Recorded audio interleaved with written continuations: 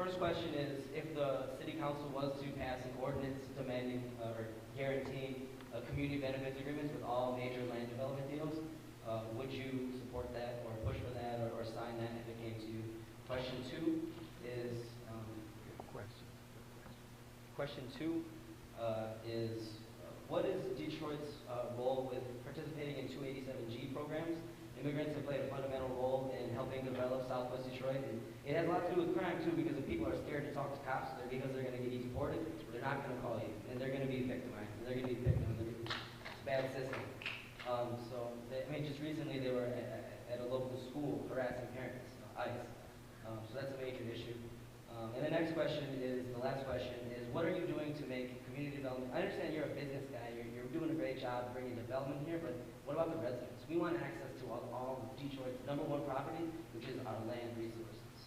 What are you doing to make it easier for us to buy property as opposed to Hantz Farm? We'll start with the last question, Carla. That's about being able to buy land in the city. Yeah, so we did earlier this spring, under the mayor announced at State of the City, the White Picket Fence program. We actually started in Southwest Detroit, where we contacted any the adjacent property owner where we had city-owned lots. And for $200, we sent you an application. It was already filled out. You just signed it, sent back a check, and we partnered with Charter One Bank, who gave an additional $200 for fencing. And so we're actually going to do an event out at the old, I think it's called Goodfellows. What's it called? Oddfellows Hall. Yeah, Oddfellows Hall, thank you.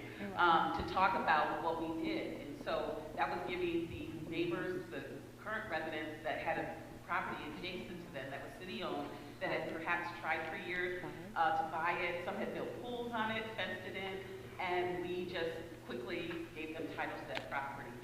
So we are aggressively looking at doing these in other parts of the city, but we definitely started right here in Southwest Detroit. So I want you to know that we are not opposed to working with anybody who's interested in acquiring city-owned property.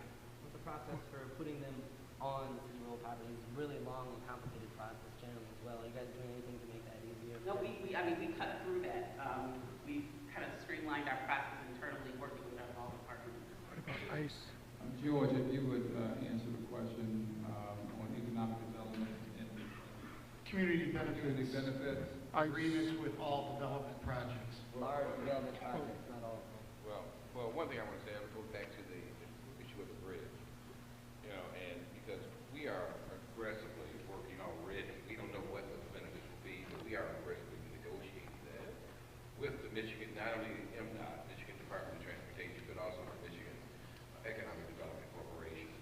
That is on the table. You represented also, you have some very astute representation at the state level. And so that is very much a part of this effort. It's not just we're going to build a bridge. Can't say how much somebody's going to get for an individual home or anything of that nature. But I think we want to go even beyond just the residential part, but also the business opportunities and not displacing businesses as well that are effective thriving businesses. So from that standpoint, that is something that we're working with as we speak. In any development deal that we have, one of the things that I look at, and one of the things that we've always looked at, is looking at what is the return on that investment. And that is a jobs issue. That is also, we have to say, hey, for example, even with General Motors, we even told them, well, look, we're not going to give you a tax break, and then you're going to send your job to war. So from that standpoint, we also look at what they, as I mentioned earlier, what will be such things as revenue that comes usually from the standpoint of employee taxes that come back to the city. And so there is a give and take here. It's not just a one-way benefit. We have to get something back. But at the same time, we're working on a deal now with Cardinal Health, which involves community benefits. So these things are ongoing. These things are happening now. And surprisingly, there are a lot of the companies that we're working with do, in fact, take into account the community they're going into. More and more we're seeing that. I'm not saying that all of them are that way, but a lot of them have been. So from that standpoint, we will continue. Let me finish. I'll listen to you, please. Okay, so from that standpoint, we can't make all things all people on every development deal. We got to get the business in first, too. That's just a realistic thing. At the same time, we do ask that they also contribute to the community. But at the same time, we also don't want to make the cost so high that they decide to go to Indiana. careful balance there, too. That's just reality. Can they help first buy property and land to actually make the new business? I mean, within that thought, they're actually misplacing families before the job. We're gonna have to follow the process. Excuse me, sir. We gotta follow the Yeah, process. So sorry. But everybody that comes in and does business in the city is not displacing people. Most of the deals that we do in terms of large developments are not displacing residents. They are selling some, that is true. But then also there's a fair market value proposition that has to take place.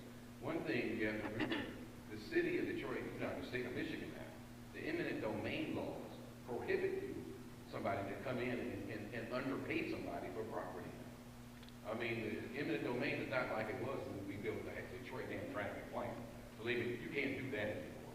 You know, sometimes I think we actually went a little too far, because sometimes we can't get things done in a way that, even if it's fair to the resident and they want the deal, sometimes we can't do it now, because now you have to pay you have to pay another 25% premium on top of market rate. Right, George? Yeah. Go ahead. Sir, we'll have to follow up on the deportation question, so Ray, can you get his information, we'll follow up. Okay, thank you. Next question.